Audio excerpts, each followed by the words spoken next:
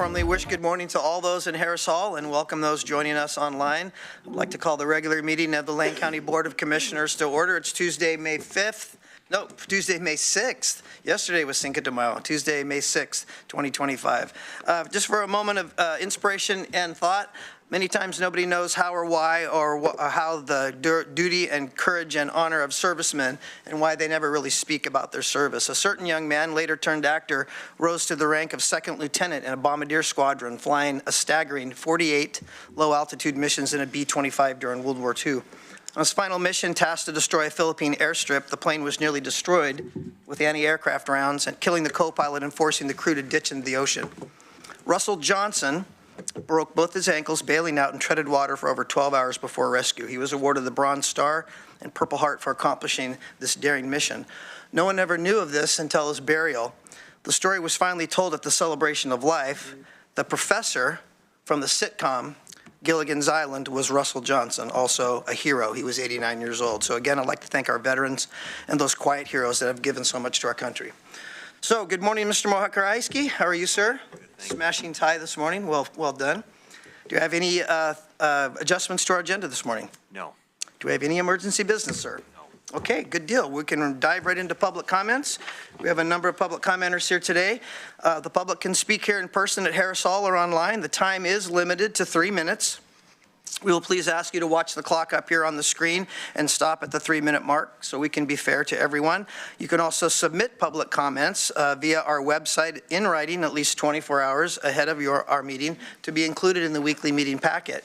We respect your First Amendment rights as a tool to address your government with grievances and opinions, but we also admonish you to do so in a civil manner and to be respectful in expressing yourself. And as board chair, I'd like to personally request public commenters to please eliminate direct and personal contacts to particular board members in these public testimony times, as they seem to be unproductive in addressing the real and important issues our constituents are raising for our attention. So when you come to this podium, please state your name for the record and your time will begin. I'll call the person first with one on deck. The first person I'll call is David Eigel with Cassandra Mirand on deck, please.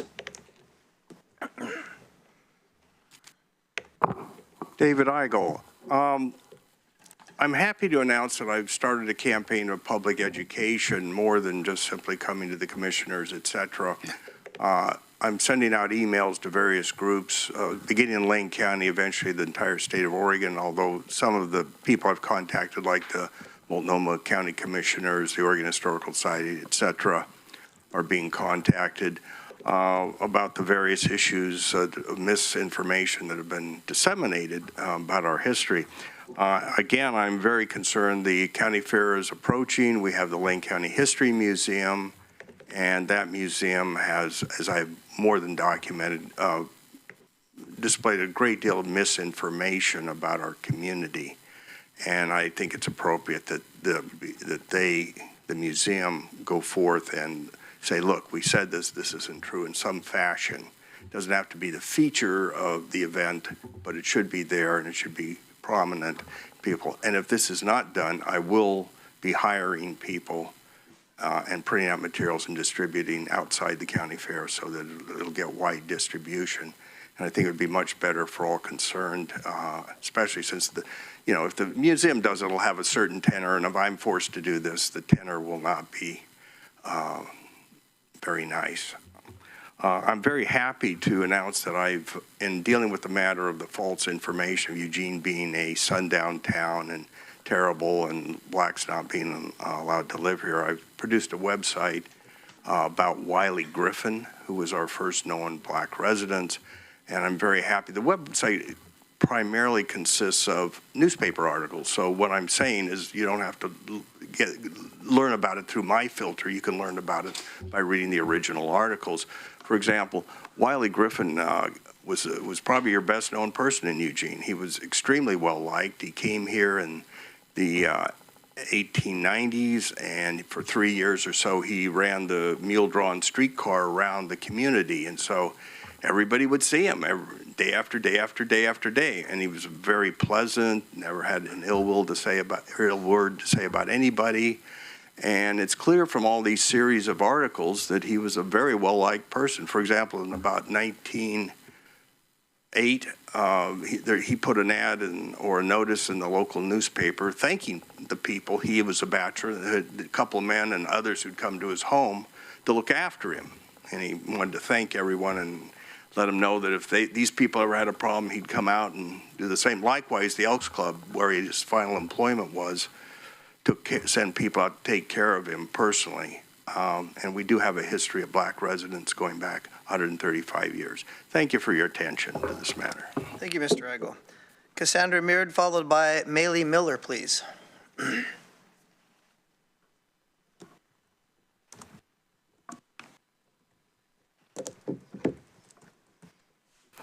Good morning. How are you guys today? Good. My name is Cassandra Myrand, and I'm here, first of all, to thank you. Since the first couple of times I've came in, you folks have been, giving consideration to the things we've been speaking about as far as safe communities and sanctuary for trans and immigrants.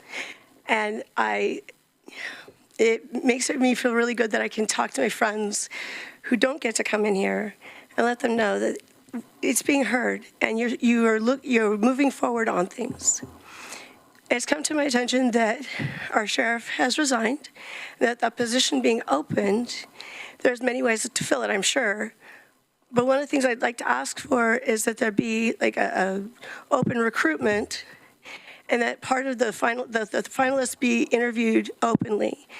Because I don't know about you, but I tell you, there's a lot of things that can be said in private that you would not say in public. And I think that there's value to that when talking to somebody who is going to be serving the entire community, and to make certain that they understand that they need to uphold not just the word of the law, but the intent that's there that you folks are putting out there to support you in what you've said you are going to do. And I look forward to seeing how that rolls out and supporting you in that. Have a great day. Thank you. Very much. Maylee Miller's followed by Emily Halburn, please.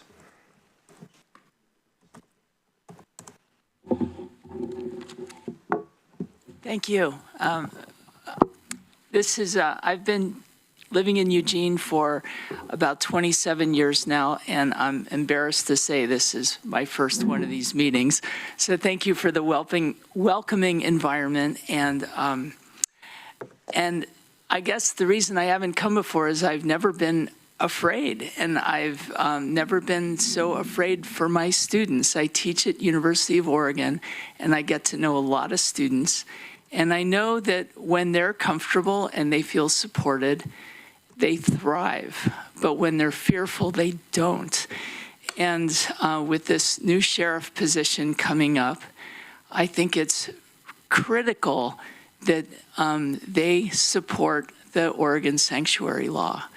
And I've mentioned that law to some students who are trans or non-binary, and some of them didn't know about it, but they were very grateful to hear about it and how important it was for their well-being. And that goes for so many of the students on campus, members, well, pretty much just about everybody, but especially migrant students and members of the GLBTQ community. So thank you very much. And by the way, my name is Marley Miller. I think I didn't write that very clearly. Thank you for correcting that. So Emily Halburn, followed by Steve Deere, please.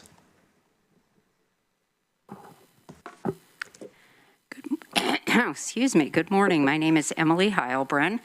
I use she, her pronouns, and I'm a resident of Lane County.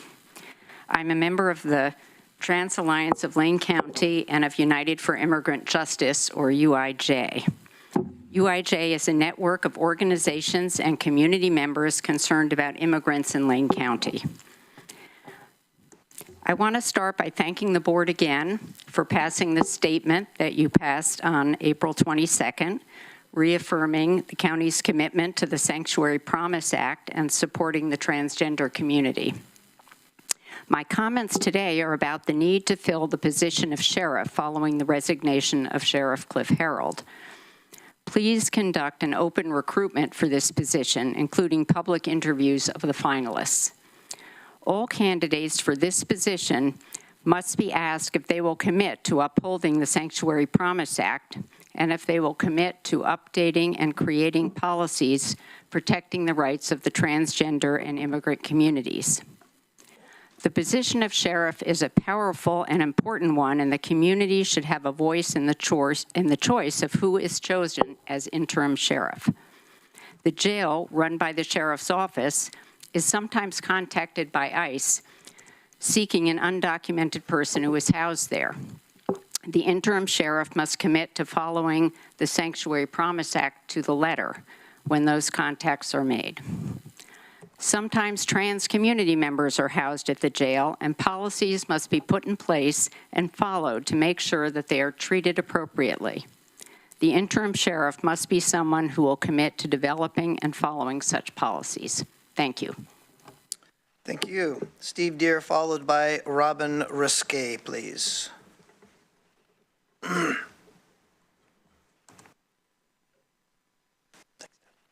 morning. My name is Steve Deere, and I'm here to talk about the sheriff's hiring process. I live in the woods near Notai.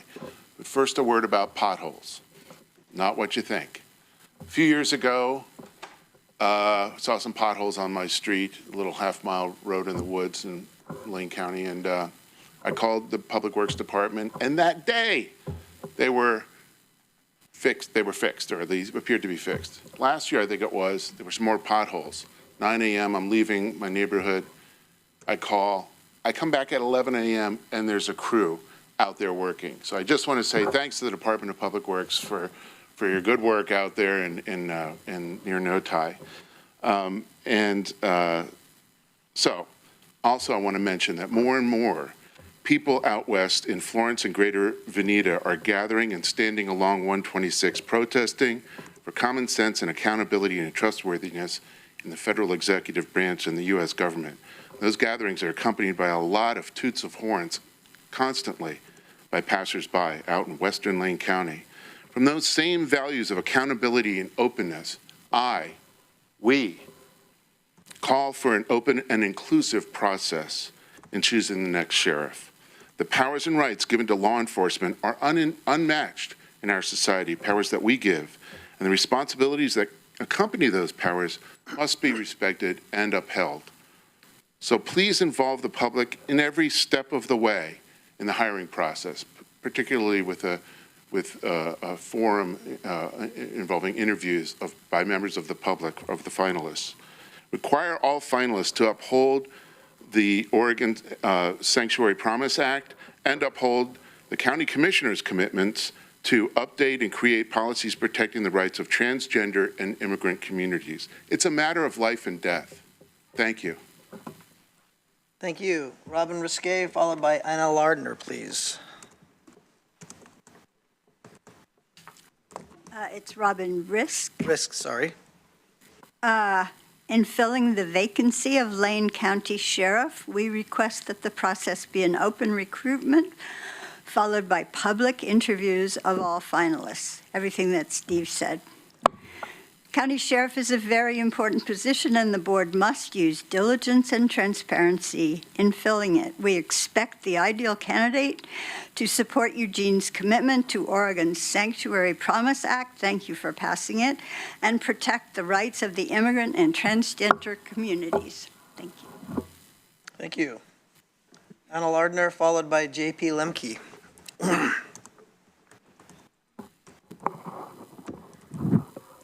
Good morning, Commissioners, and good morning, Mr. Mokrzycki and Mr. Bovet. Many of my colleagues have already spoken about the need for an open recruitment process. I'm here to actually give a little historical context for newer members of the board who maybe don't know. The last 2 sheriff's vacancies happened in the middle of an elected term, and in both of those cases, there was an open recruitment process. Most recently, this happened when Sheriff Byron Trapp retired, Sheriff Cliff Harold replaced him, and there was both an open recruitment where there was an actual job posting listed on governmentjobs.com, followed by public interviews that were held here in the county building. As part of that process, Alana Holmes and Steve Mokrzycki collaborated with other staff to create interview questions. And I believe they eventually had about 10 of those that were selected. So as part of this open recruitment process, which we are requesting for both as members of the community and as the Trans Alliance of Lane County, we also want to make sure that those questions include the verbiage that community members asked already. Will our new sheriff appointee uphold the Oregon Sanctuary Promise Act, and will they follow the board's commitment to make sure that the rights of transgender and immigrant folks are protected via the creation and updating of existing policies? That's part of the reason I'm here today. The other reason I'm here today is because this is actually an anniversary that goes often unmentioned in the history books.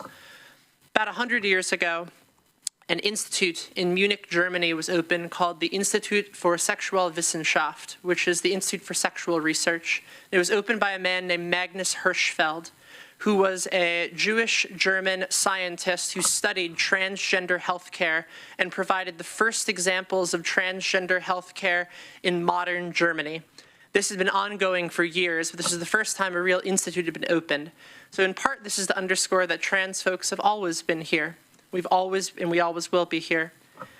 Unfortunately, on May 6, 1933, by my math, 92 years ago, members of the Nazi Party, the Brown Shirt SA, and members of a Nazi student group stormed the Institute for Sexualwissenschaft, looted it, and took all the books out into the street and burned them 4 days later on May 10th. And that is the famous photo that people see of a crowd of Nazis and community members staring at a pile of burning books, with a bust of Magnus Hirschfeld, the founder of that institute, on top of the pile. This is to say that attacks on the transgender community are not new. They've been happening for a very long time. We are often some of the first people attacked because we are a small, isolated, and vulnerable minority. But after we are attacked, they come for other groups as well. So let's remember this as that anniversary and hope that this does not happen again. Thank you. Thank you. JP Lemke, followed by Sydney Johnstone. Good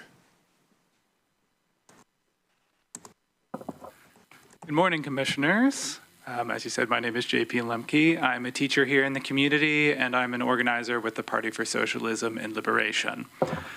I've come to talk to you today because of the pressing need to defend our immigrant and trans neighbors who are under attack by the current Trump administration.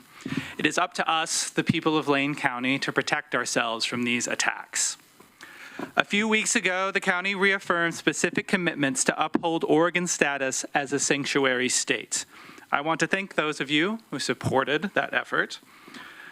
It is important to actively refuse cooperation with ICE and other federal agencies that tear children from their parents and demean our queer neighbors, especially with the incredible mounting pressure from the federal government. On the flip side, if our county government reneges on the commitments in their statement, then this is an attack against every single person, including the majority of us who are cisgender and hold U.S. passports. We are workers and allies. An attack on one of us is an attack on all of us. It is good to reaffirm these promises from where you sit in this room, as a majority of you have. But you must now put those promises into practice. The sheriff has the incredible power to do that, but they can also cause a lot of harm towards trans and immigrant workers if they fail to carry out these commitments or actively refuse to do so. Their role is pivotal. As such, we need a transparent process for filling the position. We must have open recruitment with public interviews of all finalists. Each candidate should be directly asked in the public record if they will uphold the Oregon Sanctuary Promise Act, as well as the county board's commitments to create and update policies protecting the rights of our trans and immigrant communities. I expect the commissioners to recognize this fact and act accordingly. Thank you. Thank you. Sydney Johnstone, followed by Q. Good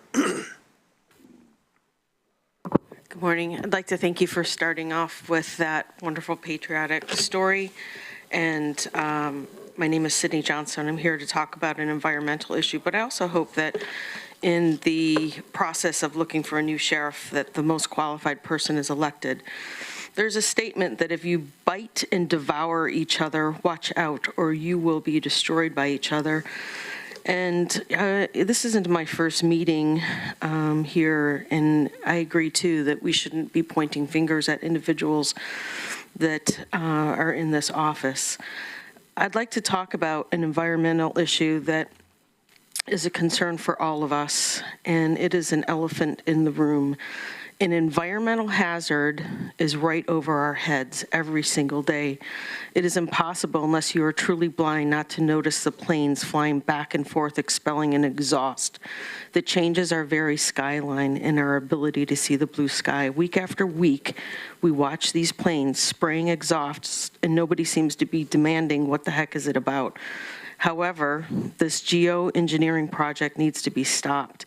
And last time I checked, nobody was allowed to vote on this environmental pollution that no doubt affects us all. People have increasingly environmental allergies, cough, fatigue, and headaches. Almost weekly now, we are faced with a putrid smell in the air in the morning and at night, and it doesn't come from a water treatment plant or a mill nearby. I would like to ask, what is the poisonous gas that we're being forced to breathe and expressed into the atmosphere to dim the sun and change the weather? And how is it acceptable that a perfectly beautiful sunny day can be manipulated into a whitewashed sky and on some days completely grayed out? Why aren't we demanding answers from our governmental leaders about this, which affects us all? And undoubtedly, these chemical trails are affecting our soil, our water, our crops, and our very well-being. It is high time we start coming into this room discussing important matters that affect us all in this community, rather than pointing fingers at individuals who practice their faith that is different than their own. And as it stands, we live in the land of the free and home of the brave, and it's that we start speaking out about these environmental practices that are happening to us against our will. We have the right to vote for policies and have people who have voted to uphold our environmental policies and laws. Why are we tolerating someone, and I'd like to know who, is paying for this practice of spraying our skies, and exactly what are they spraying into it? I would like to have some answers. There are states that have demanded this geoengineering practice to stop, and I think we should too. Thank you. Q, followed by Andrew Frost, please.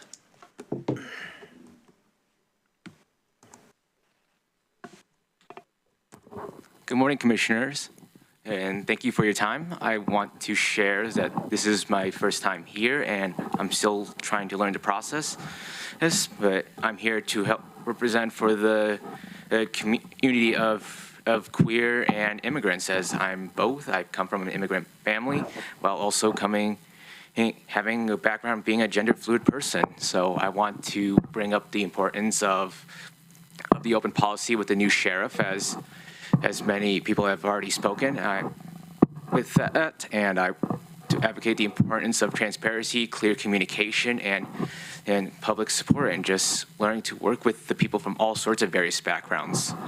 And myself, I've been here for about 5 years, or almost 5 years, and I find this as a home. And with the current situation around us, it just makes it hard to thrive in a home, like in any home. So I want to see Eugene become a home, not just for me, but for everyone, and for the close people who I've met as a result of me coming out as gender fluid, and some of which are in the crowd themselves. Yeah, thank you for your time. Thank you. Andrew Frost, followed by Rose Wildy.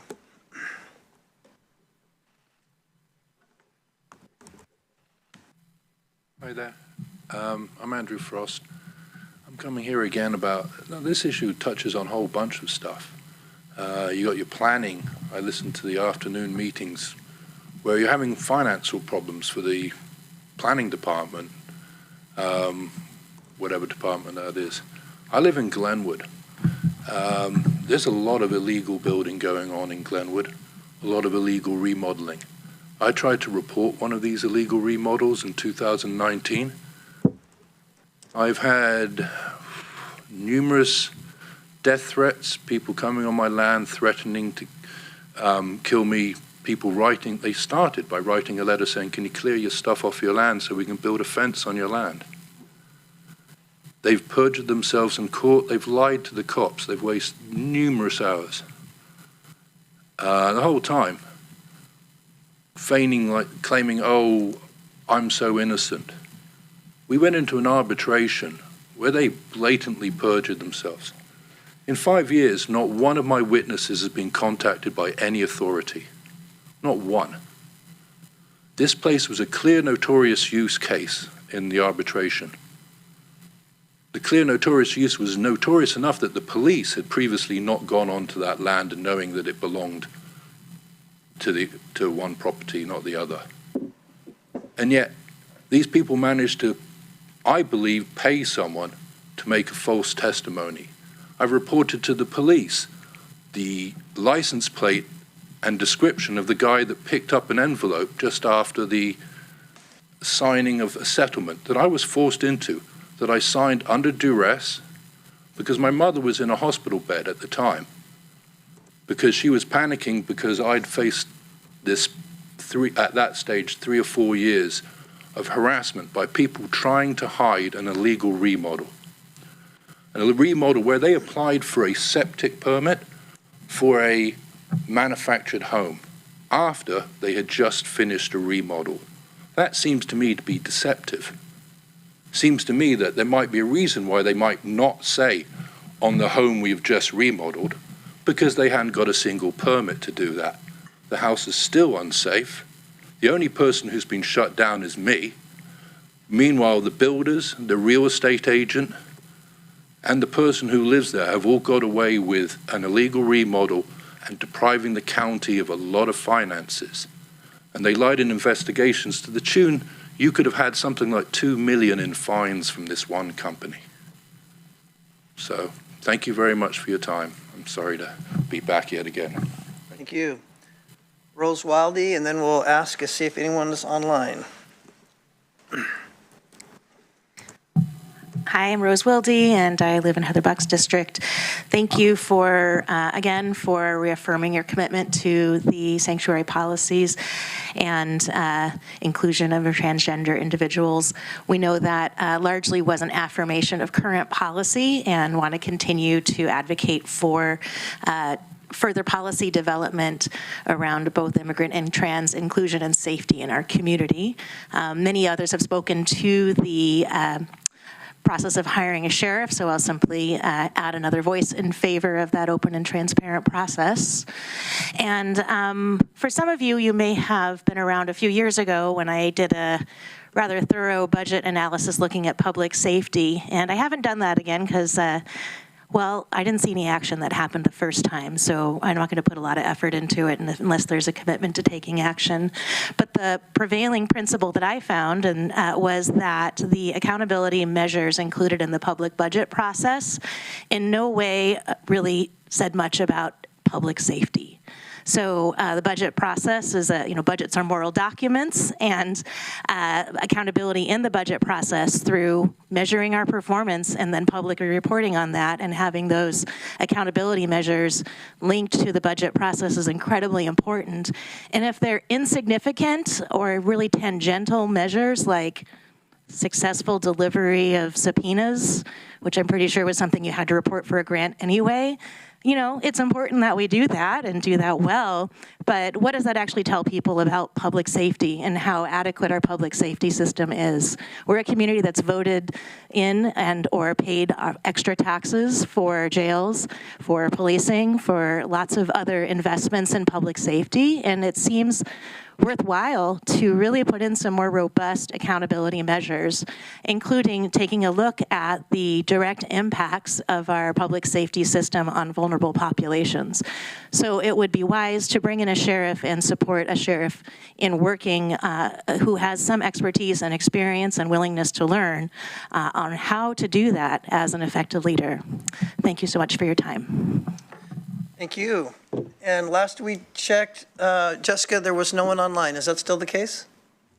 That is correct. We do not have anyone joining us virtually. Okay, well, great. Thank you all who came and did public testimony. We appreciate your time and your comments, and we have thought about them and take careful notes. Each one of us has. So let's move on to our consent calendar. Item number 4, all items listed here are routine by the Board of County Commissioners and will be enacted by one motion. There will be no separate discussion of these items. If discussion would have been desired, that item would have been removed from the consent calendar and would be considered separately. Details to each item can be found in the blue links attached to the item descriptions on the weekly posted agenda. Do I have a motion for the consent calendar? Chair, I move to approve the consent calendar for May 6th, 2025. Thank you. How about a second?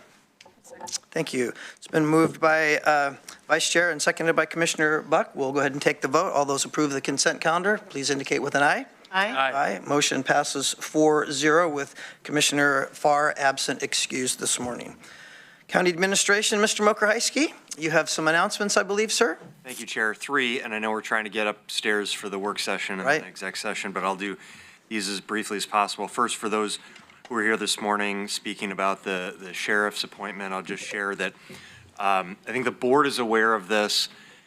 In the county and the boards of commissioners over time have had various processes for appointing a sheriff when there is a vacancy. There is an Oregon revised statute that is section 236.220 sub 1 that refers to the chief deputy serving as the acting sheriff if and until the board makes an appointment or there's an election.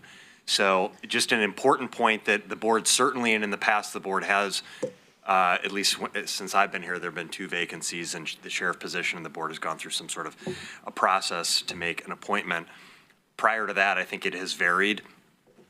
Until that happens, the chief deputy serves as the acting. So the board doesn't have to do anything. You don't have to make an appointment. I guess I would make that point. You have the ability to make an appointment. There will be an election, and the way that this works is when there's a resignation of the sheriff in advance of, before the 2-year mark hits, which the sheriff's election was in, do I have this right? 2024.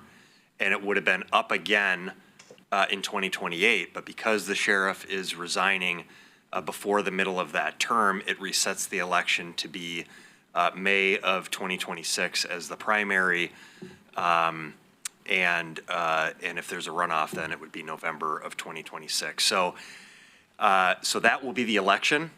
The election will happen for sheriff in May and November of 2026, and if the board chooses to make an appointment, you can do that sometime in advance of the election process, or actually of when a new sheriff would be sworn in January of 2027. And if you don't make an appointment, then the chief deputy serves as the acting sheriff per Oregon revised statutes.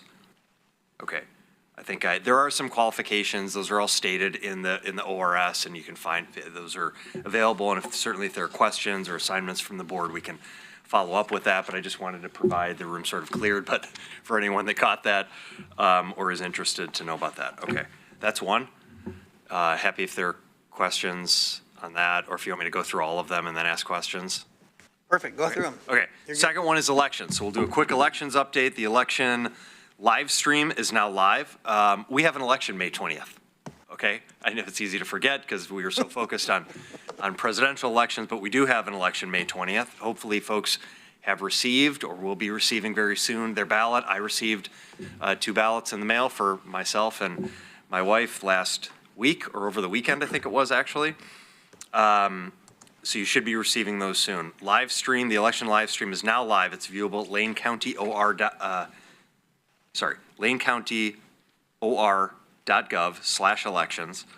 Our ballot collection teams are running regular pickup routes starting this week, so we're collecting from the various Dropbox sites starting this week. Ballots, as I mentioned, ballots were mailed on May 1st. That was last Thursday, and they should be received by most voters by May 8th. That's in 2 days. So you should be receiving your ballots this week. I will note that Lane County Elections was made aware on May 2nd, on Friday, that some ballots statewide were mailed without fully sealed outer envelopes. This wasn't the case For me, we received ours, they were fully sealed. But there's a mailing vendor that many clerks' offices around the state use, as we do, and there were some of those instances where the outer envelope was not sealed. It should not impact voters, as long as you have there are 3 items in there. There's the ballot, and then the mailing envelope, and then a sort of instruction sheet. As long as you have those 3, you're fine. And a reminder that you fill out the ballot, you have to seal it in the enclosed envelope, use your signature, seal that, send it back, and then we have a verification process to ensure that the person that the signature that we have on file matches the signature that was sent in. So to eliminate situations of fraud or abuse. So as long as you had that full packet, including the return envelope, ballot, and drop site information, you should be fine, but you're encouraged to contact our elections office if you have questions about that. We can issue a replacement ballot if there are any issues there. Lane County elections and other county elections offices across Oregon that utilize this vendor are working with the mailing vendor to address quality control issues so this problem won't be repeated in the future. Return dashboards are set to go live May 9th.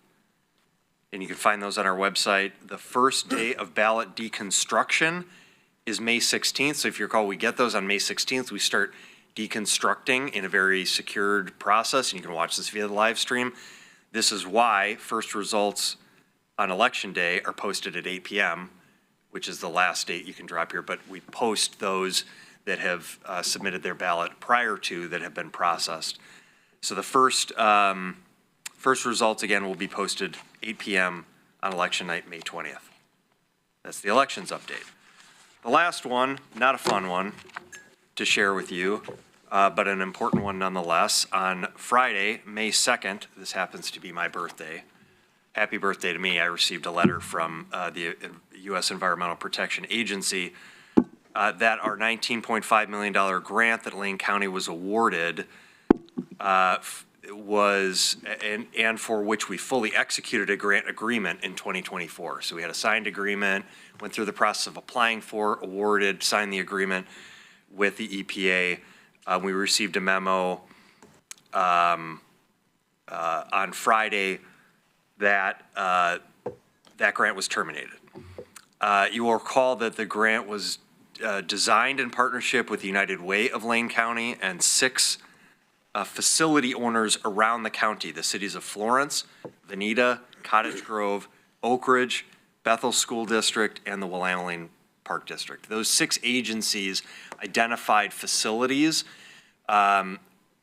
where we would utilize this $19.5 million to invest in what we call HVAC. These are heating, cooling systems, air ventilation systems within buildings to make upgrades to these facilities to allow for emergency shelters in the event of an emergency.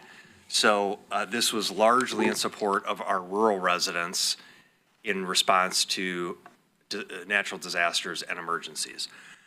The work over, I'll say this in another way, again, that was my explanation, here are the notes, that the work over the next 3 years, this is going to be a 3-year investment of funds to retrofit these public facilities with upgraded HVAC systems with filtration and backup power to provide with much needed emergency shelter space that we lack in Lane County.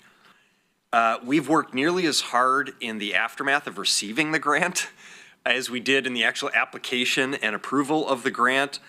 The grant has been frozen and in suspended status largely since January. Chair and Vice Chair and I were in Washington, D.C. in late February, early March, and leaned into this effort to advocate for these funds at the NACO Legislative Conference, as well as at our United Front team that Vice Chair Senega was at, to advocate for those funds. We've worked diligently with our federal delegation as well as the governor's office. Very much appreciate the support from our federal delegation and the governor's office in advocating to the administration and the EPA for those funds. After a court order on April 23rd, The Environmental Protection Agency and several other federal agencies were directed to open funding portals for all the frozen Inflation Reduction Act and Infrastructure and Jobs Act grants. On Tuesday, April 29th, the portal opened, and we were able to draw down $105,000 of this grant to cover staff time that had been expended on the grant since the March 1, 2025 start date, and to purchase some of the supplies for our Public Health Reserve Corps. Following the termination memo that we received on May 2nd, our portal status, this is the federal system, you go in online to the portal, status changed again to suspended.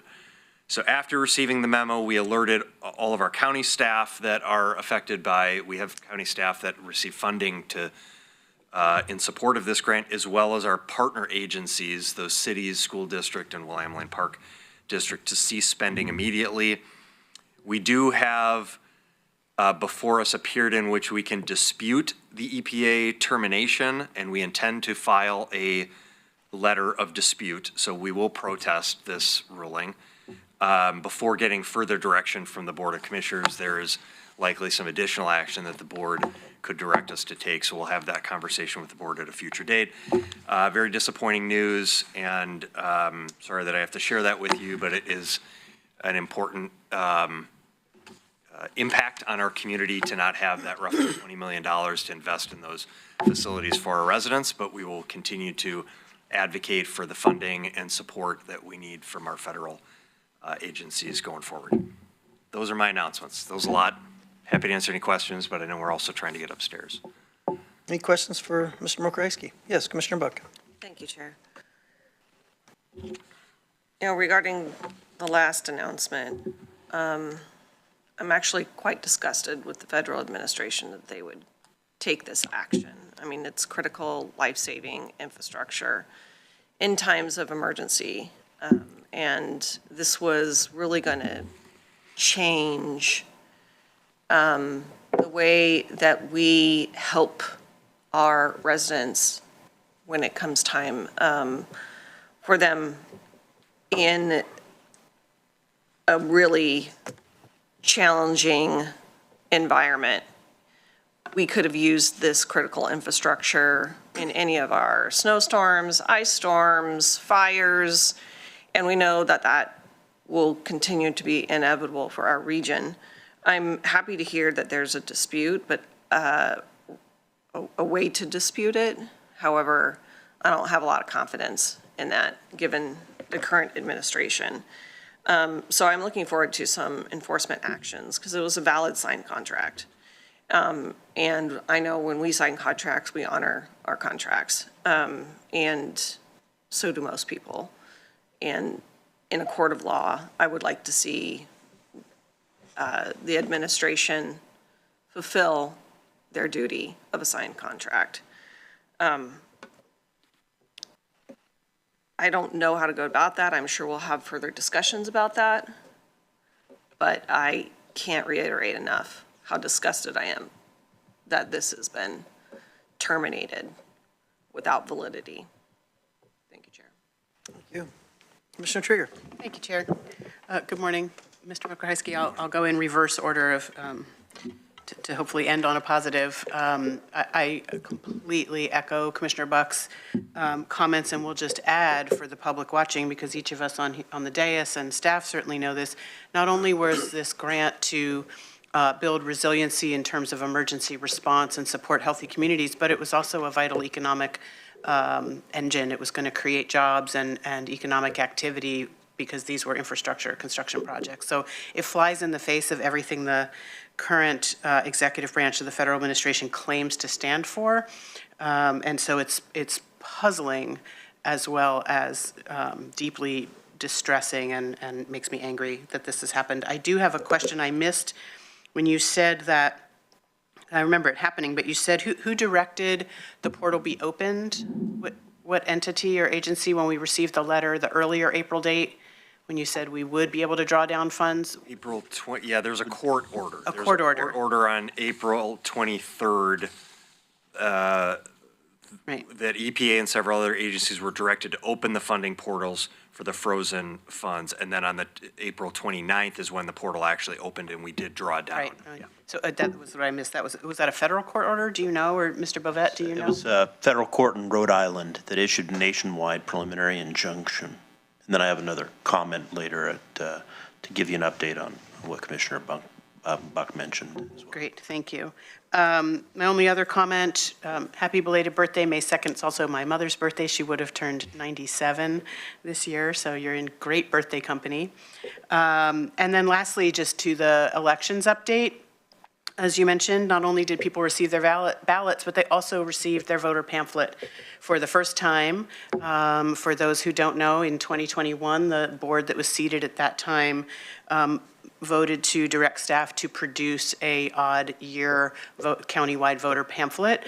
This was a really critical opportunity for us to make sure that voters have equal education and access to information about candidates on their ballots in the odd numbered years when the Secretary of State's office does not issue a voter pamphlet. This is a really important measure of equity and fairness and voter engagement and education for all the many special districts, including school boards and community college races, fire districts, library districts, soil and water conservation districts all over the county. So I was really proud to receive that first county-issued full voter pamphlet for an odd-year election cycle. So, thank you.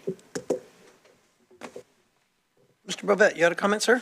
Just briefly, just to let the board know, this particular EPA grant fell into a category of grants that the administration has been terminating around the nation. There are literally hundreds of them that have now been terminated.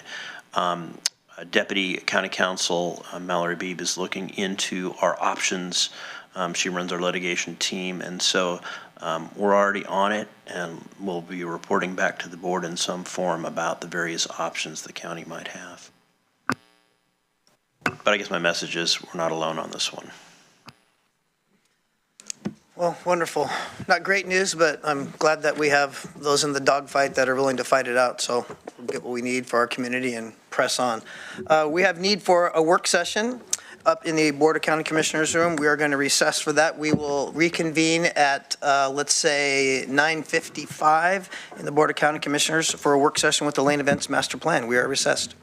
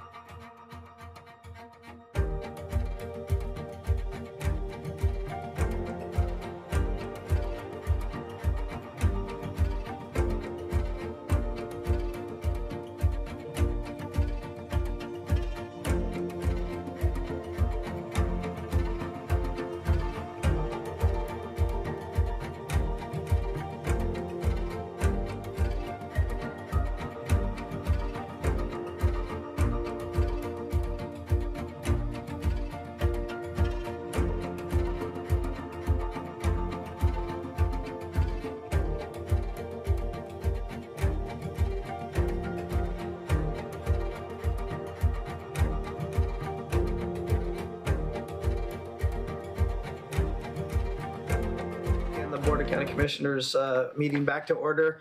We have item 6A ahead of us, which I'm personally excited about, the Lane Event Center Master Plan. Any information on that coming forward is pretty exciting to me.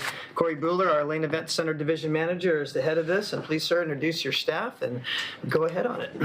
Thank you, Chair, Commissioners, again for this opportunity to come back and give you guys an update. We have our internal project team here, myself, Corey Bueller, the Lane Event Center Manager. We got Kelly Mason, Sales and Events Supervisor, Dan Hurley, Public Works Director, and Devin Ashbridge, PIO. With us today is also Jessica Bull from Consort Consulting, who's going to walk us through some of the material today, and then we'll have some time for some discussions and questions at the end. We've got some, draft guiding principles and priorities to go over, a draft vision statement that will help guide some of the decisions and future decisions as we move forward. We have received a lot of interest and feedback from the public community, our clients, and I'm excited about the level of representation that we've seen from most of those groups. Looking forward to getting through this part of the process and identifying those next steps so that we can continue working toward our end goal here. So with that, I'm going to kick it over to Jessica to start with some of the material. Thank you, Corey.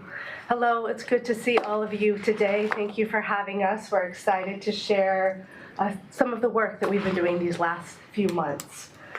We've been continuing to meet with the Visioning Work Group. We meet with them monthly and work through with them community input, and specifically the guiding principles and strategic priorities that they've identified, as well as site concepts and some draft visioning, as Corey said. Since the last time you saw us, one of the key engagement milestones that we completed was the first community open house, and that was in April, and it was attended by approximately 80 participants. And we'll get into that a little bit later in the presentation. Our upcoming activities include continuing to refine the emerging principles and priorities that will drive the master plan, a draft vision statement that we're going to bring out to the public, and continuing to refine the site concepts.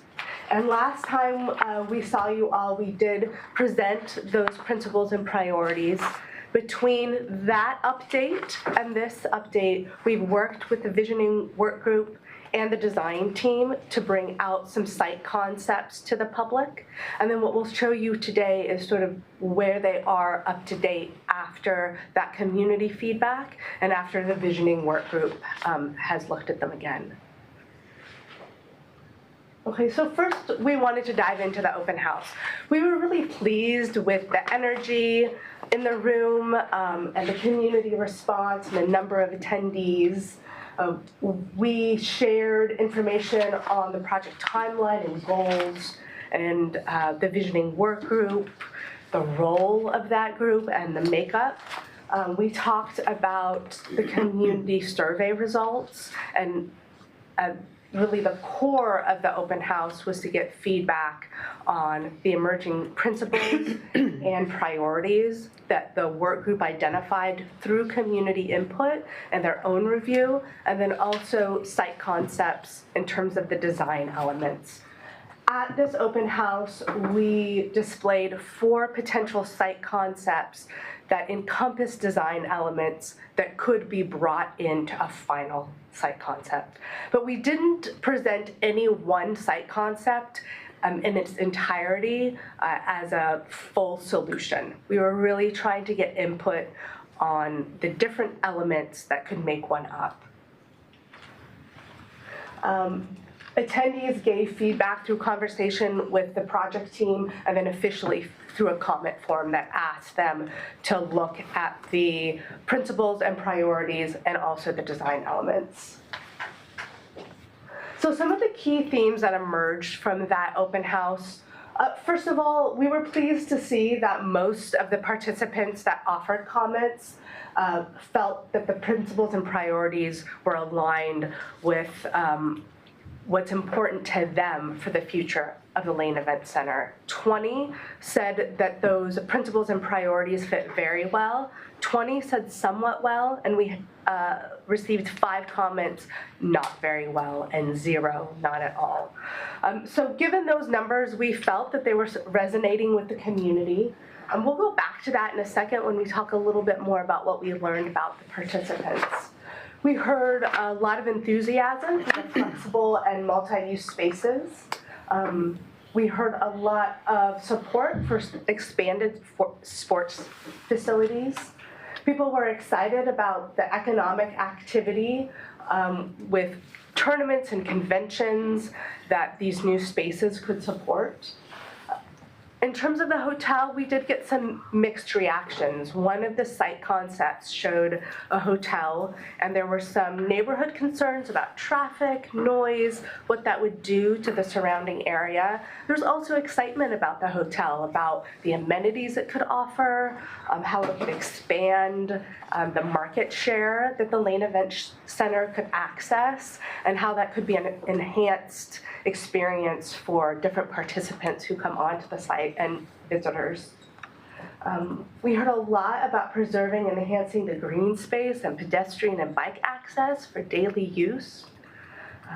We heard some concerns about the Lane County History Museum.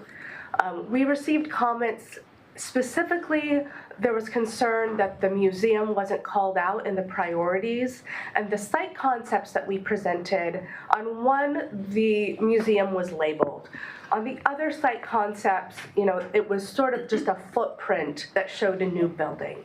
And so there were some questions and concerns about what would happen to the museum in those design elements. I wanted to call that out because then when we looked at people's comments, for many people who were supporters of the museum, because that piece wasn't clarified for them, whether it be the principles and strategic priorities or the different design concepts, they didn't really go past giving feedback on that piece. So we saw from some of those supporters, the not at all or not very well, not very well or somewhat well for those feedback with the priorities and the principles. So I just wanted to highlight that so we understood sort of where the different conversations were going. And we can talk a little bit more about that as well. And then there were a lot of just general questions about traffic and neighborhood compatibility. There were some different entrances proposed in those initial site concepts that we got some pushback from, and that people were just, had some concerns about the surrounding streets. Before we move on, I just wanted to see if anybody else on the project team wanted to give any details about the conversations they had or impressions. So I know that we all, talked to a lot of community members. You could see here in the pictures on the bottom where all those groups congregated were really in front of the site concepts. People were really interested in those pieces and talking them through and having something materialize in a visual way. Yeah, it was a good experience to interact with everybody. We had neighborhood representatives, we had client representatives, we had elected officials, we had people that had lived in that neighborhood and been involved at different levels. We had a past Fair Board member that had showed up. We had the original architect that built the convention center showed up. And walk through some of them, and almost 100% across the board, everybody was excited that this was coming back up, that we were talking about it again, and that we were still moving forward with some work. So it was a good experience. Yeah. Thank you, Chair. I just wanted to acknowledge, as you said, there was a past Fair Board member that attended, that we have 2 current Fair Board members in the room with us today. So I just wanted to acknowledge, including our Vice Chair. Thank you. So this feedback then we brought back to the visioning work group, and they looked at the guiding principle and strategic priorities again, as well as those design elements. And we worked through with them some updates needed to those, as well as the site concepts. So in our next engagement activities, we have an open house coming up on May 15th at the Lane Event Center. We also have a virtual open house coming up the next week on May 21st. Participants and attendees can register on the homepage. Registration is required.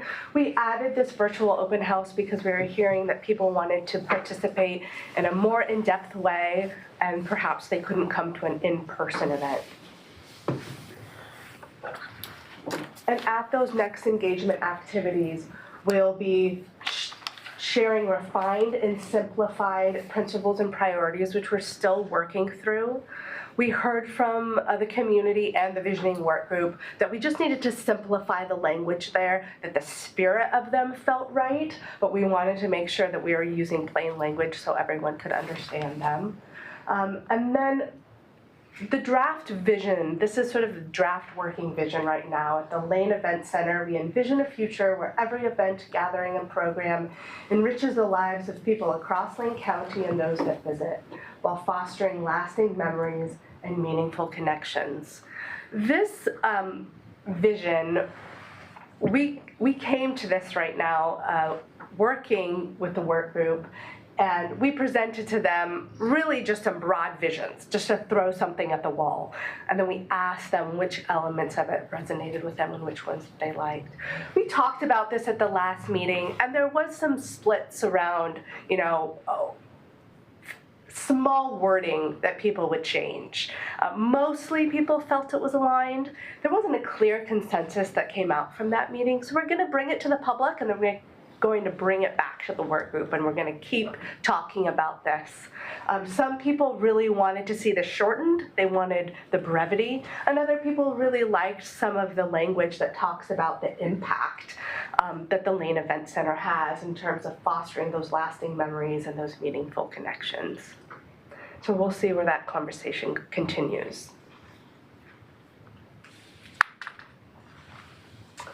We also wanted to show you today where the site concepts have landed in their most recent revision.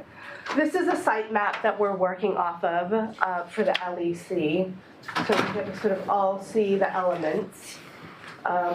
We have 2 right now. They're very similar, and they reflect the community input that we received from the open house, and also the visioning work group sitting down and looking at those strategic priorities and guiding principles, and using those as a guide to say, okay, what should really be left here in the site concepts?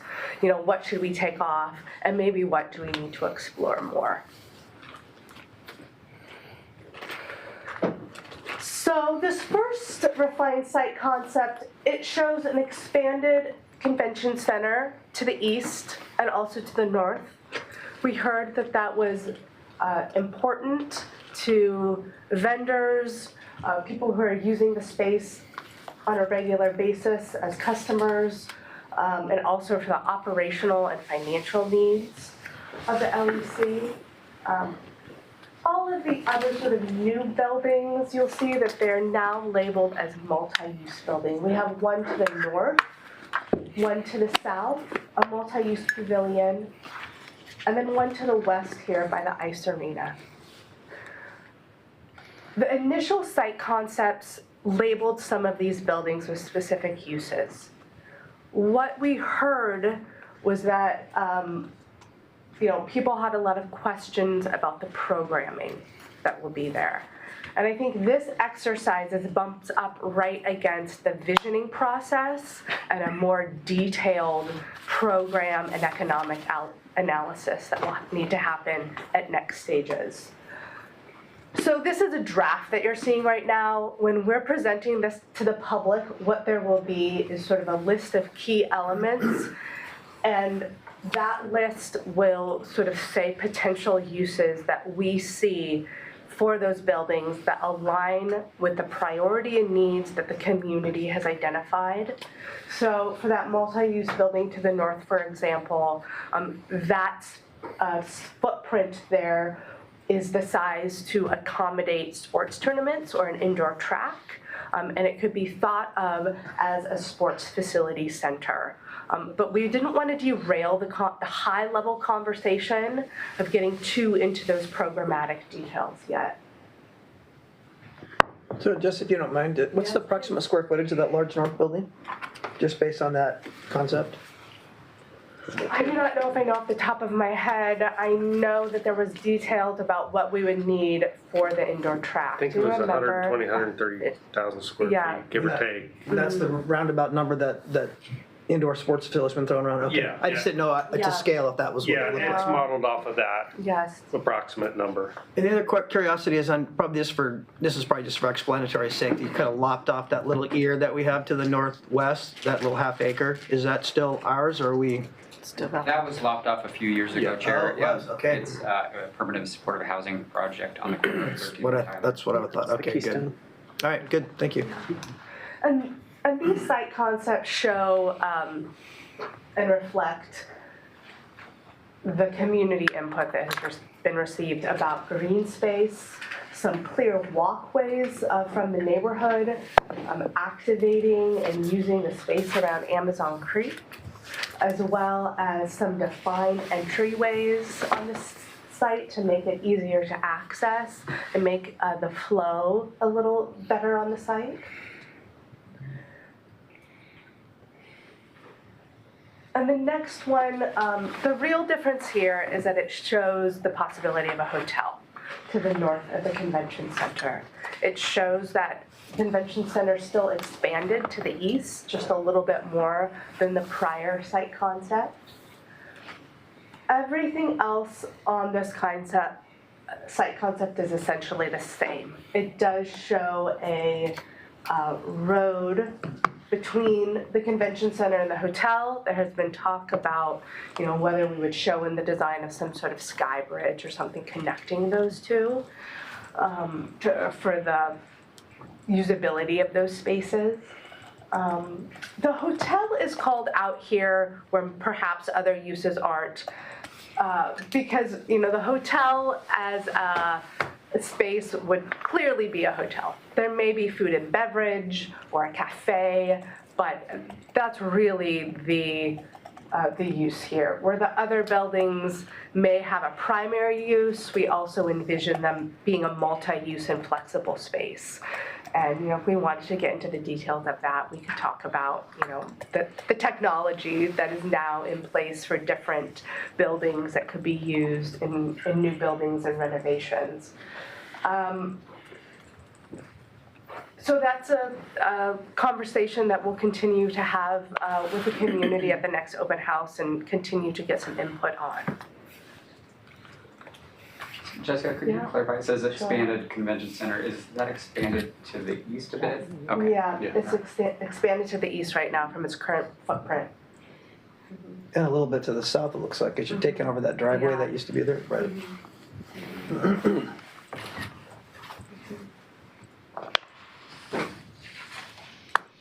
So just out of curiosity, is the infrastructure, do we have to do a lot of infrastructure improvements to put a hotel there?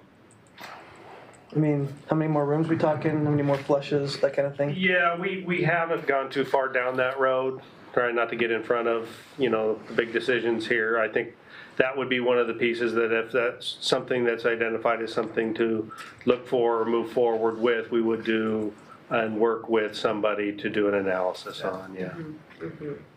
Right. Please, go ahead. And I would hope and think it's a parameters thing, not a hard and fast thing. It's like no fewer than yay many, no more than yay many rooms, or what have you. There could be public-private partnership opportunities for ground floor space being used in a way other than reception that isn't strictly the hotel. Yeah, I think There's that so in particular, there's so much we could spend the rest of the meeting probably talking about the options that go with that. And we've tried not to get to those details, but yeah, like Commissioner Trieger mentioned, you could be looking at various different ways to move forward with it, with public-private partnerships, opportunities for display space, opportunities for ground floor retail space. Lots of different things could be incorporated into something like that. Vice Chair. Are there any other fairgrounds that have a hotel on them around? There's quite a few that have them either on them or nearby. Lynn County's got one nearby. Jackson County's got one right there. Deschutes is just across the street. It's fairly well received in some of the smaller areas. We haven't done a major analysis of usage yet. Again, we didn't want to get too far in front of it, spend too much time on any one particular thing, but that would be something that I would assume that we would incorporate, is reaching out and finding out the type of usage, and what type of relationships and agreements that they have. Yeah. Yeah, 'cause, I mean, it seems really cool. You did some sort of rooftop thing and people could be watching and looking. I mean, that would, yeah, kind of exciting. Like you said, we could be here. I was going to order lunch with your invitation to be here a few more hours there, Mr. Bueller. But I mean, it almost seems too that, you know, having that sort of, as Commissioner Trigger described, you know, that retail and some possibility of that. And then begs the question is, does 13th Street need to be one way, or can it be more approachable on a two-way situation, or some sort of redesign of the traffic pattern? So I think we would need to engage the city of Eugene and traffic with that as well. We would want to engage with LTD in terms of stops and lines that supply. There'd be a lot of discussions that would need to happen, yeah. And then a reminder for all of us and those who might be watching that many of these ideas came out of, you know, ongoing conversations, and also the Big Ideas report from about 2 years ago, where they looked at the sort of market analysis of return on investment and what could be potentially financially feasible for the LEC. I know we've gotten some questions about that piece specifically. So the other lingering question I may have is, like, you and I have talked about this years ago, that your offices are leaning on a lean-to kind of almost, and I don't see a spot there for your offices unless you're thinking about maybe having an office in the multi-use building. I think whatever ends up moving forward, and then whatever next steps we take in terms of design and financial ability to build or expand them, we would try to build something into whatever it is. Anything that we could get would be better than what we have. Yes. Well said. Yes, Commissioner Trigger. Thank you. And the last thing on that, I just want to, this is as much for the public as those of us, we're naming some of these proposed newer buildings multi-use, but really, like, the convention center is also multi-use. We have to remember that what multi-use just means is make the amenities such that there are as many possible ways to use the building as possible. So, like, the work we're doing now to put new flooring in the lobby to make it more resilient for heavier items to be dragged around makes it available to be used for a multiple of things that it is not currently available to be used for, because those floors are brittle. The remake of the bathrooms, the remodel of the bathrooms in the Wheeler, and putting improved HVAC makes it more multi-purpose, because more kinds of events, more times of the year can go there. So really, all the buildings are multi-use in a way, so just remembering that. That's a great point that the Commissioner made. That's why the names of these have kind of gone backwards a little bit, and they're labeled as multi-use. Our real strength and our real possibility lies in our ability to maximize the potential of whatever it is that we have out there as many times as possible and in as many ways as possible. So flexibility is key. Any other questions or comments on the site concepts before we move on to? Yes. I have a question. I really like the design concepts right now, for sure. There does show additional green space, which I think people would love even during the fair, because that cement gets really hot, especially later in the day. But there's a couple new entrances on the south side, or maybe bridge walkways, which is great. I just know that for vendors, they like to control the entrance in and out, like to generally one, just for safety's sake. So I would just want to know how, although I really love the accessibility, how we manage that from a safety standpoint. Yeah, so while those all currently exist, the ones across the Amazon, there would be, and we're actually working on a separate project to improve one of the bridges now that's too small for most of the traffic that we need to have.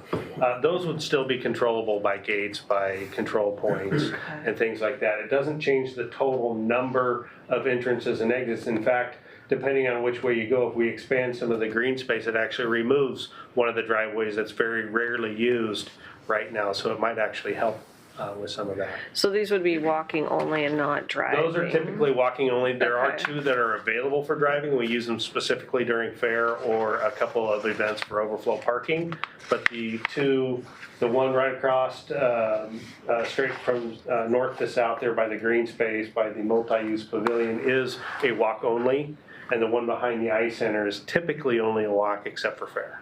Okay, I've never used the one by the ice arena. It's not open very much. For safety and security, we try to keep it locked down most of the time. Yeah. And I'll just add that I'm pretty excited about the hotel feature. I just think the economic activity to a convention center, expanded convention center, is just going to increase the options of people booking conferences here that they currently skip because it's too small and there's not a hotel nearby. Although I can understand some of the neighborhood's concerns about traffic and what that would be, but I think if we're going to go with a redesign, I think we need to educate the public a little bit more about what that hotel could be or look like or bring to the community, because that might be part of the hesitation, because they don't really know if that would change the way their makeup of their neighborhood is, because they don't have a visualization of what it would look like and how traffic would flow into it. So sometimes not going into a little more detail can, I think, bring some of the hesitancy out of the neighbors. Yes, Jessica, for the record, Commissioner Farr has now joined us and has a question as well, so go ahead, Commissioner. Thank you, and I'll apologize for joining late. We had family business to attend to.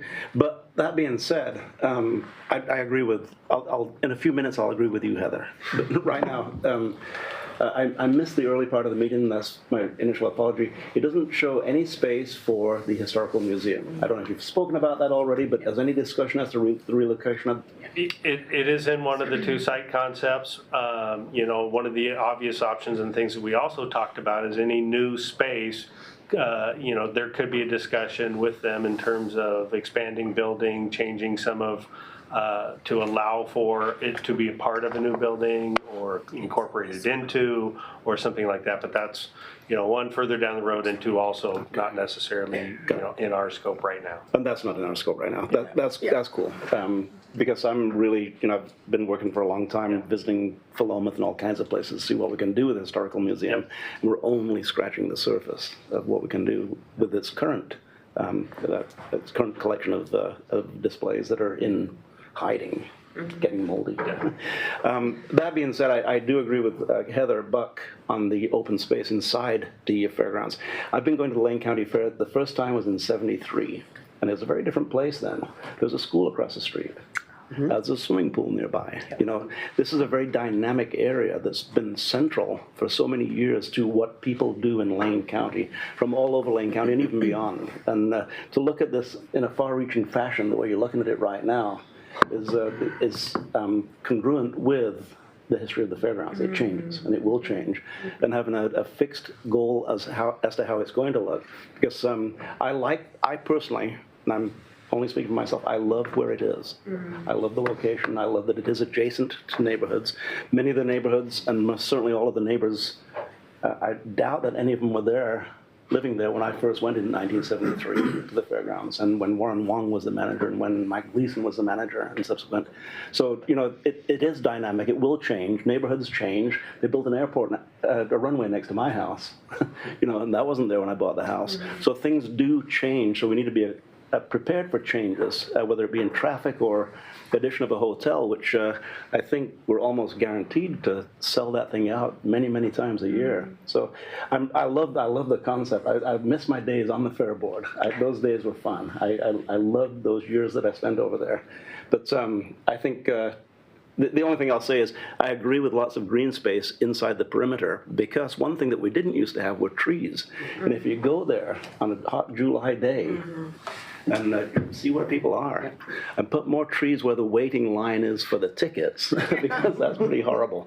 And I've told you that several times. But really, having those spaces inside the fairgrounds they're family gathering spaces where you can sit and you don't have to spend money.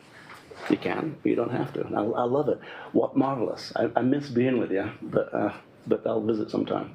So thanks again, and I apologize for being late. I apologize for missing the early part of the conversation, but I wanted to make sure I was here for at least part of it. Thank you. This is the good part. Commissioner Trieger. Thank you. Well, sort of riffing off of that too, that things change and it's dynamic and neighborhoods change. When there was still consideration of a stadium, some of the excitement around that holds for whatever we do, which is it also can really be a catalyzing project that impacts out positively outside the bounds of the fairgrounds itself or the Lane Events Center. So that corridor of 13th East from Jefferson Street is a commercial corridor that could be a lot more vibrant, and that is part of what would happen, I believe, if there was a hotel and expanded amenities here, because there are a couple of restaurants and retail centers from Jefferson to Olive Street or Willamette Street, but there's not a lot of vibrancy or connectivity to anything else. And there's some sort of business collections of offices and so on, two of them, that are a little tired. And this is exactly the kind of thing that can really spur that sort of economic development and expansion and excitement. So I think this is also a huge opportunity as we move forward to engage with the City of Eugene. We do have someone from Economic Development Shop City of Eugene on the visioning committee, which is important. But we haven't really talked about that. And so it might be a good thing, Jessica, to talk about as the visioning group moves forward, to just start sparking people to think beyond the boundaries of the campus proper. And finally, also, we do often come back, and rightly, to talking about the impacts on the fair, but a reminder, this is a year-round facility that has 750,000 visitors to it each year, that is booked every weekend, pretty much year-round, that there's numbers of events happening at one time on the property. And this is just an opportunity to do even, but there's room to grow that if we had the facilities to do it. And that includes outdoor space. People might rent outdoor space if it was a lovely outdoor space. So that's exciting too. Thank you. On that hotel concept, which is, originally I wasn't really warm to that idea, but I'm starting to like it.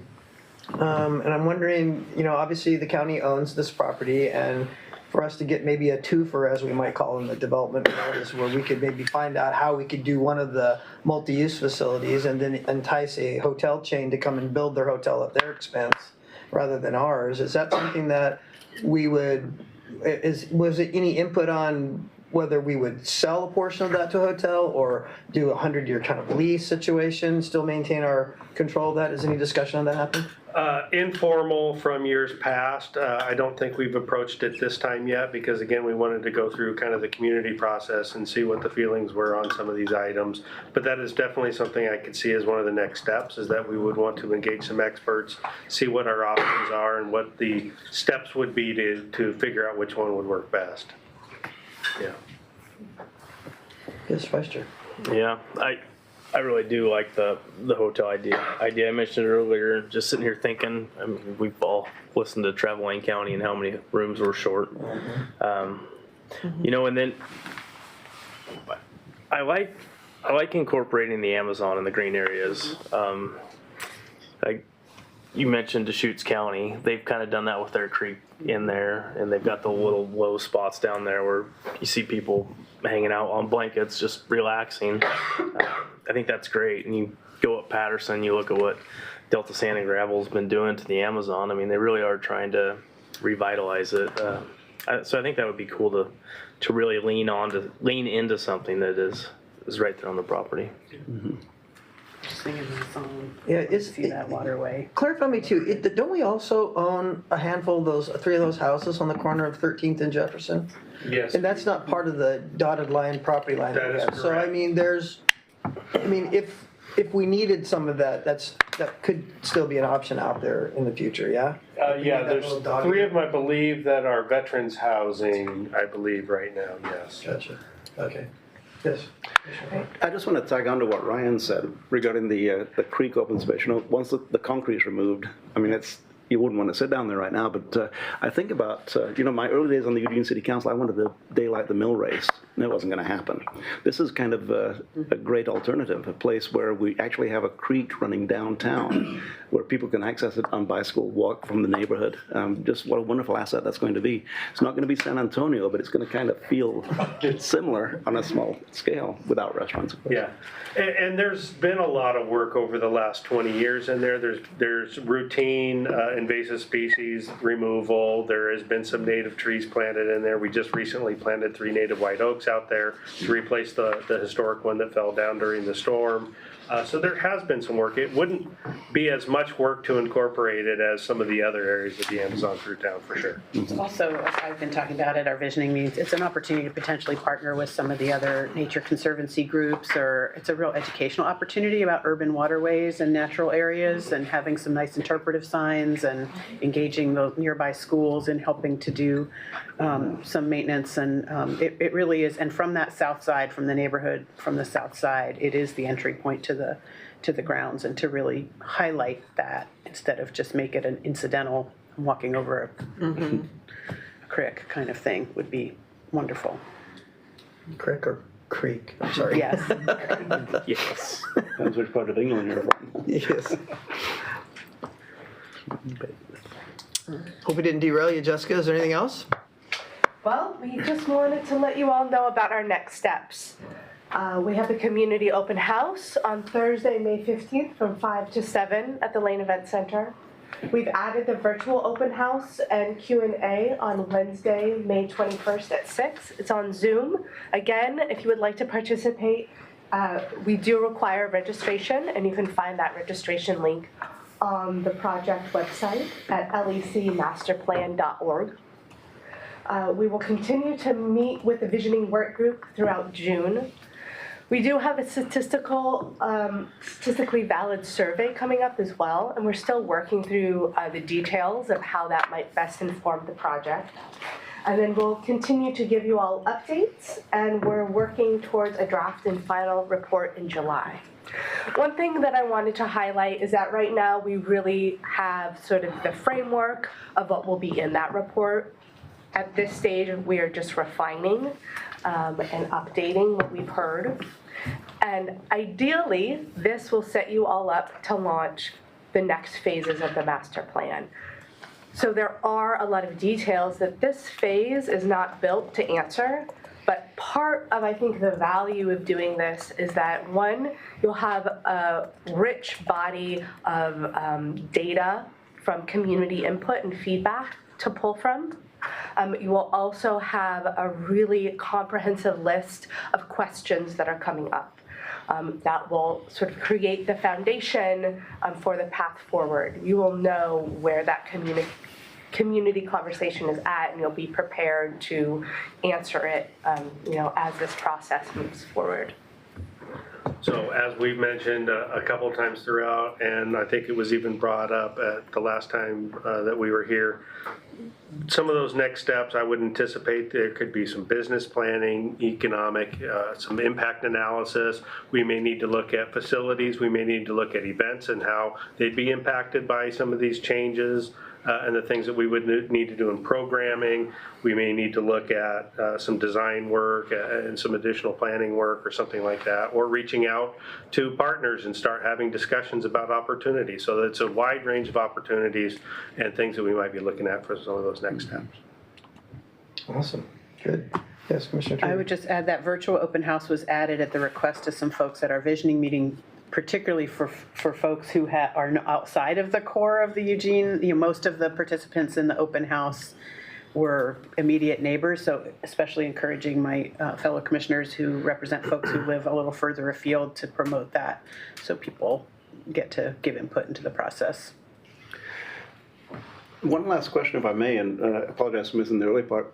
Blake Shelton called me last week asking when he can play at the fairgrounds. We'll make a spot for him. Is there a music venue has always been a large part of the fair. Yeah, I think any one of these multi-use facilities in that design and planning, we would want to maximize its potential by including opportunities for indoor concerts. Yes. Okay. We're trying to get Dolly back because she was here in 1978. She Yeah, wrote saw a that. song Yes. afterwards Saw called that. Eugene. Yes. So thank you to Eugene and Lake County for the hospitality. Yeah, we've had a lot of names over the years. Well, let's not forget headliners like Jeff Dunham. I saw him last week at the Mad Night, so yeah, he was attracted quite a few folks too. I want to also give the opportunity for the vice chair or any other commissioner or committee members, if you want to weigh in on anything or have any comments, you're welcome to at this point. Vice Chair, very excited to see these plans that are going forward. Good. I am too. I beat you. I first time at the fairgrounds in late 50s, early 60s, and the rodeo ground and the trees. And so I'm very excited about this, and to see it come to fruition. I'm glad to have the stadium issue behind us so that we can move forward. Well, great. Well, and thank you for your service for all those years of helping the board and the committee move forward on these plans. So good on you both. Thank you, and Corey, for you too. And Kelly, any comments from you? Or you've been pretty quiet? You good? I'm here to answer questions, but Corey pretty much had it handled, so. All right. Well, thank you for all you've done too. And Dan as well. You're on that committee a long time. Jessica, thank you for your consulting. And we're looking forward to the next update from the board. I would assume that would be somewhere July, fall. What are we looking at? Maybe June with another update within a final in July, although I still not sure why we picked July. There's a large event that happens to happen in July, but we might be a little busy. So you might catch us on a bad day, but we'll still try to, we're trying to get this moved through and continue moving forward so we can immediately start on the next steps. Well, the amount of grace will be equivalent to how much cotton candy you bring in that week. There you go. Yeah. There you go. I'll bring treats. All right. Well, good. Thank you again very much. If there's nothing else, we're going to move on to our next agenda item and allow you folks to go on about your day. I appreciate the time and thanks everybody for the support. We have just a couple of things to wrap up our morning session. For Commissioner's business. Hey, how are you? Little parts of that. Oh, nice to meet you. Oh, wait, we can clear the room. Thank you. On the fair board.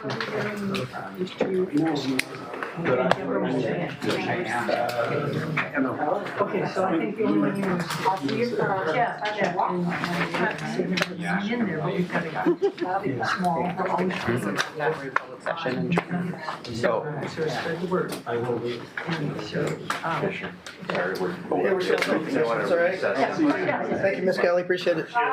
Thank you. Thanks, Corey. See you very often. All right, our commissioners' business items. We have our commissioners' business item 7A. Any announcements by our colleagues?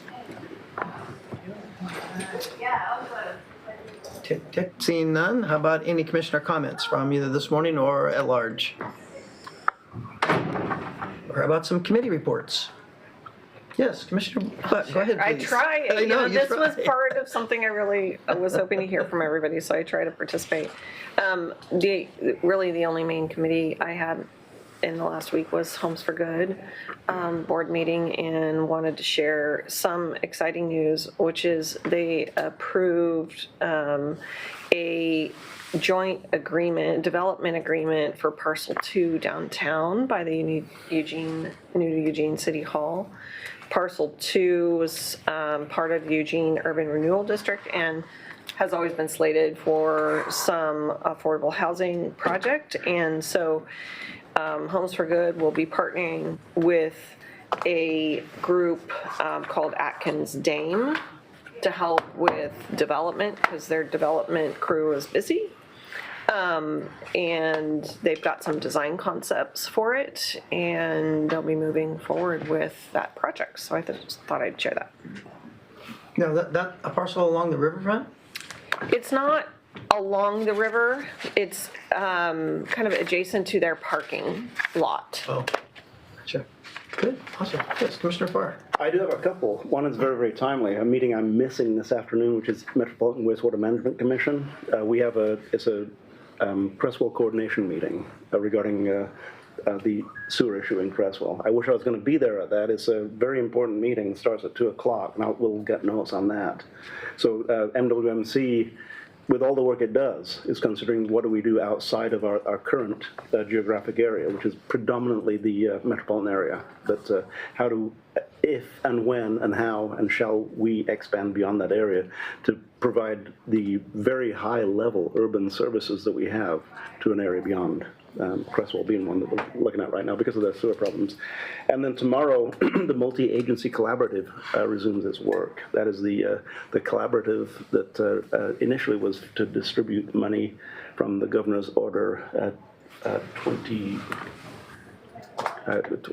whatever it was 2301, I think is what it was, which was distributing money to local nonprofits regarding homelessness issues. So that we resume our work tomorrow and look at what the future is for multi-agency collaborative, which is the principal guiding group for what's called All in Lane County, a very successful effort in providing front doors here locally.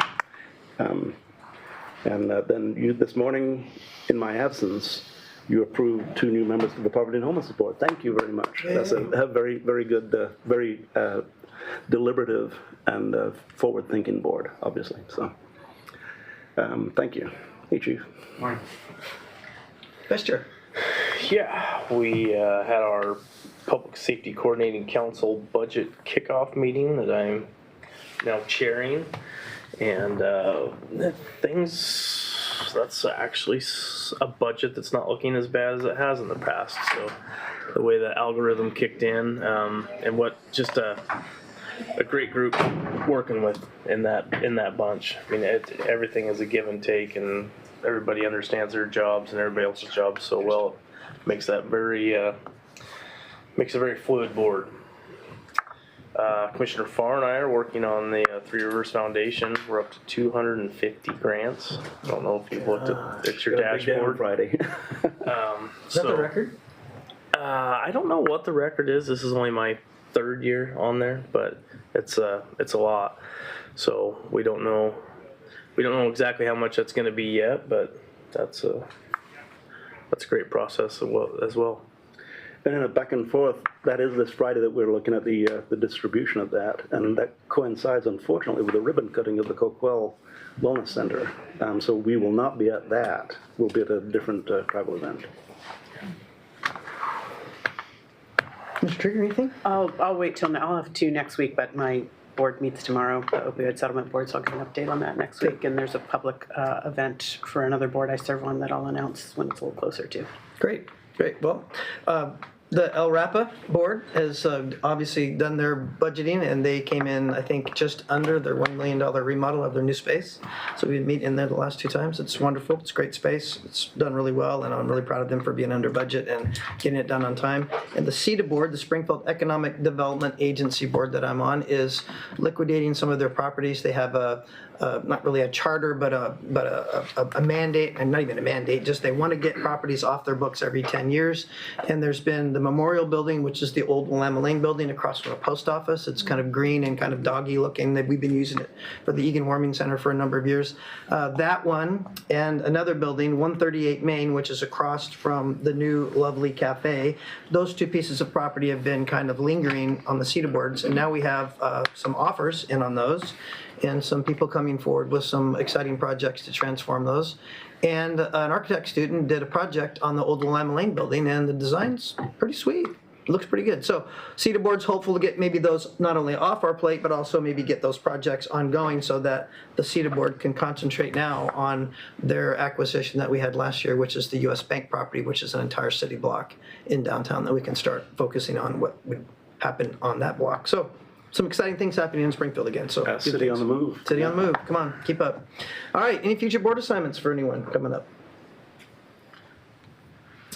I'm seeing none, so there would be none to review. And there any other business for the good of the order before I read us into executive session and adjourn for the agenda that we have for us? All right. The Board of County Commissioners will meet in 2 executive sessions. The first session will take place immediately following this meeting, and the second session will take place at 1:30 p.m. this afternoon.